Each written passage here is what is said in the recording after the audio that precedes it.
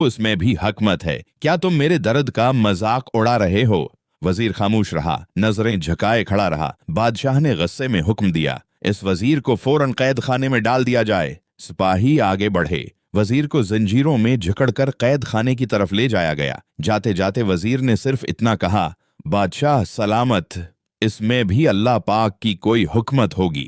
ये सुनकर बादशाह और ज्यादा झंझला गया। तन्हाई और शिकार का शौक चंद दिन गुजरे। वजीर की गैर मौजूदगी में बादशाह को अजीब सी खालीपन महसूस होने लगा, मगर अन्ना ने उसे कैद खाने जाने से रोक रखा था। एक दिन बादशाह के दिल में ख्याल आया, क्यों न शिकार खेला जाए, शायद दिल बहल जाए। बादशाह बगैर वजीर के चंद सिपाहियों के साथ जंगल की तरफ रवाना हो गया। खतरनाक जंगल और जालिम कबीला। ये जंगल आम जंगल न था, ये एक ऐसे इलाके के करीब था जहां एक जालिम और वहशी कबीला आबाद था। इस कबीले के बारे में मशहूर था कि वो हर साल अपने झूठे देवता को खुश करने के लिए एक इंसान की कुर्बानी देते थे। शिकार के दौरान बादशाह अपने साथियों से बिछड़ गया। अचानक दरख्तों के पीछे से वहशियों ने उसे घेर लिया। बादशाह को बांध लिया गया। मौत सामने बादशाह को कबीले के सरदार के सामने पेश किया गया। सरदार ने ऐलान किया, आज हमारा देवता खुश होगा, यही आदमी कुर्बानी के लिए मुंतखब हुआ है।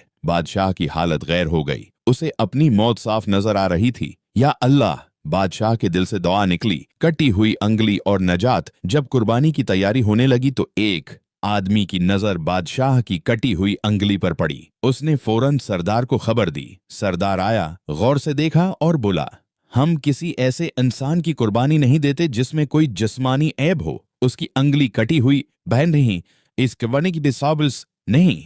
यूं बादशाह को आजाद कर दिया गया। अल्लाह की हुकमत का इंकशाफ। बादशाह कांपते कदमों से जंगल से निकला। उसकी आंखों से आंसू बह रहे थे। वो बड़बड़ाया, अगर मेरी अंगुली न कटी होती है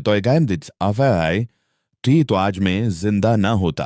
अचानक उसके जहन में वजीर के अल्फाज गूंजने लगे, इसमें भी अल्लाह पाक की कोई हिकमत होगी। कैद खाने का रख वापस पहुंचते ही बादशाह सीधा कैद खाने गया। वजीर को बुलाया गया। बादशाह ने नम आंखों से कहा, आज मुझे तुम्हारी बात समझ आ गई। वाकई मेरी अंगुली के कटने में अल्लाह की बड़ी हुकमत थी। फिर बादशाह ने सवाल किया, मगर एक बात बताओ, जब तुम्हें कैद खाने में डाला गया तो तुमने क्यों कहा था कि उसमें भी अल्लाह की हुकमत है?